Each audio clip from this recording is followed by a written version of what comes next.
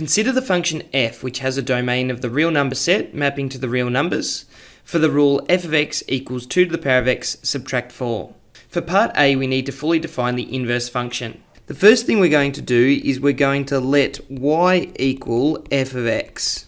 Therefore, y is equal to 2 to the power of x subtract 4. Next, we're going to swap x and y to find the inverse.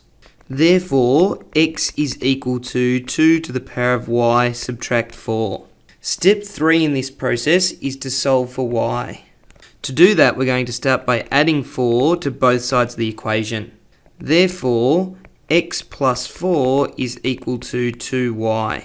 And now to get the y out of the power position, we can take an equivalent log statement, and that will give us y is equal to, and the base will be the base of the log, and we're going to have log 2 of x plus 4 is equal to y.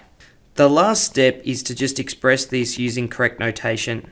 And correct notation means we'd write this as f inverse of x instead of y is equal to log 2 of x plus 4, for x is an element of, and because we're fully defining an inverse function, we need a rule and a domain. So that's why we have this x is an element of.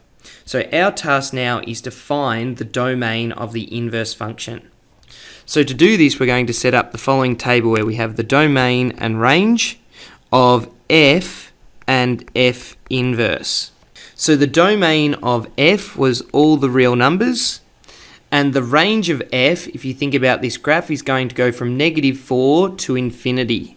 So it's going to be -4 not included because that's the asymptote, up to infinity also not included. Now to find the domain and range of the inverse, we just swap these around. So what was the range of f is now the domain of the inverse, so this is going to be -4 to infinity. And what was the domain of f is now going to be the range of the inverse. So now what we needed for part 4 was the domain of the inverse, which is this box here. So to fully define it, it's going to be f inverse has a domain of x an element of -4 to infinity. For part B, we want to sketch on the same set of axes the graphs of f and f inverse, clearly labeling any axial intercepts with their coordinates and asymptotes with their equations. For this question, we do not need to label the points of intersection. So for our original function f, we have 2 to the power of x minus 4. So that means it's been translated 4 units in the negative f direction. So that means that there's going to be a horizontal asymptote with the equation f is equal to -4. For our inverse graph, we would then have an asymptote at x is equal to -4. Next, we need to find if there's any axial intercepts. So we're first going to consider f of x. So for f of x, our y-intercept is going to occur when x is equal to 0. So this gives us y is equal to 2 to the power of 0 minus 4. And 2 to the power of 0 is simply 1, so 1 subtract 4 equals -3. Next, we can consider the x-intercept, which occurs when y is equal to 0. So we have the equation 0 is equal to 2 to the power of x subtract 4. Adding 4 to both sides, we're solving 2 to the power of x equals 4. Therefore, x is equal to 2. So that means that our exponential graph will have the following shape, where this is the y-intercept that was at 0, -3, and this x-intercept occurred at 2, 0. Because we have all of that information, we don't actually need to repeat the process of finding the x and y intercepts for the inverse graph. We can just swap these coordinates around.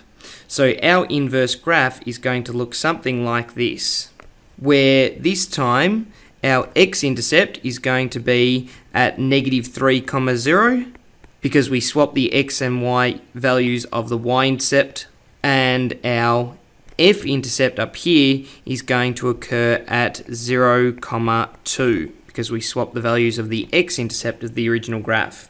So the blue graph, just to recap, is f of x, and the green graph is f inverse of x. And even though it wasn't required for this question, we could have used a CAS calculator to find the intersection points. So this coordinate was when x and y were 2.76, And the other point of intersection here occurred when x and y were both negative 3.93. So that is the full sketch of f and f inverse on the same set of axes.